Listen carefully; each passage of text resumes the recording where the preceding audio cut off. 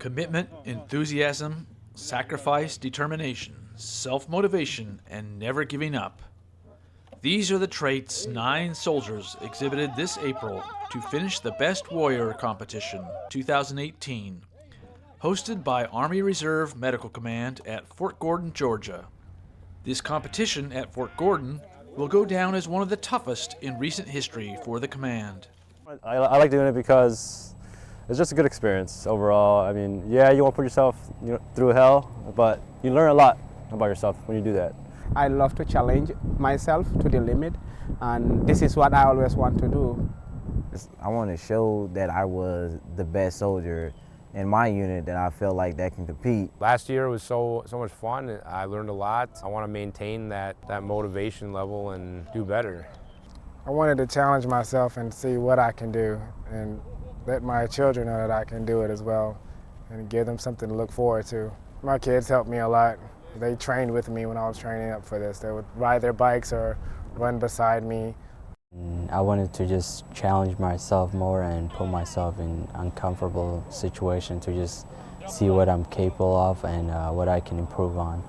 The greatest stories come from the most difficult times. You're not going to get a story with, one day I didn't do anything at all kind of things. The Best Warrior competitors had already competed at battalion and brigade level competitions in order to advance.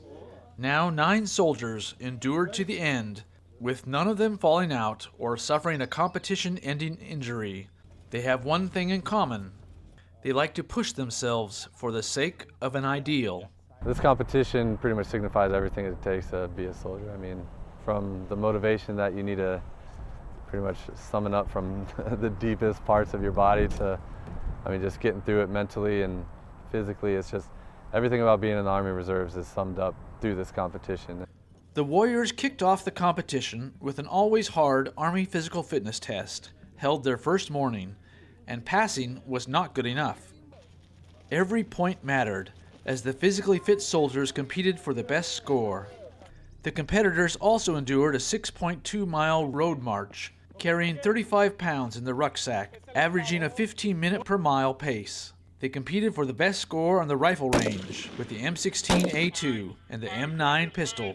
Their land navigation skills were tested, both during the day and at night.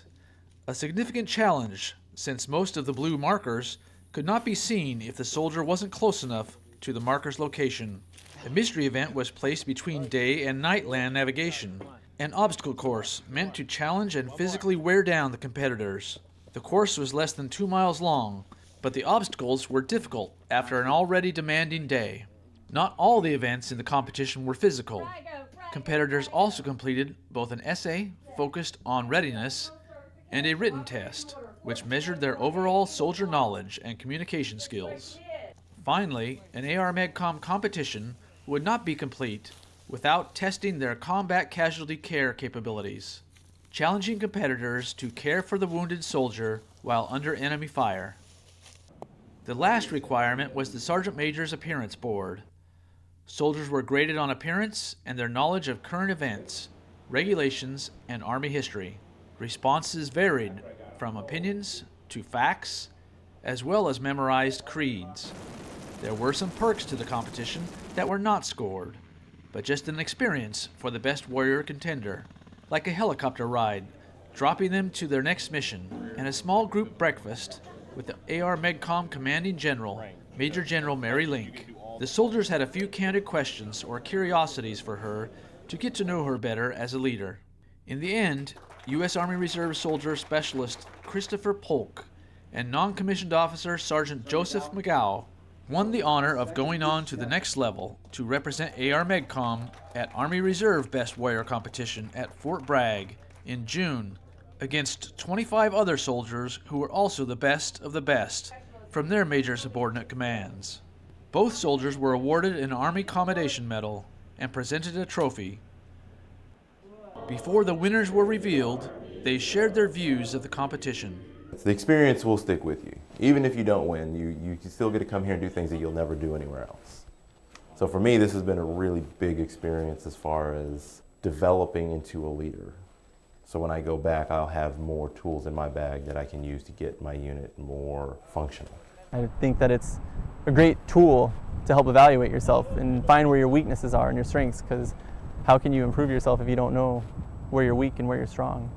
I think the more we challenge ourselves, the better we can be, and we can use what we learn in the Army in every aspect of our life. I truly believe that, as far as whether it's being a parent, a spouse, in our civilian jobs, no matter what that is, as long as we apply the things that the Army teaches us as far as values and leadership, then we can be successful. Reporting from Fort Gordon, Georgia, for Army Reserve Medical Command Public Affairs, I'm Sergeant First Class Kenny Scott.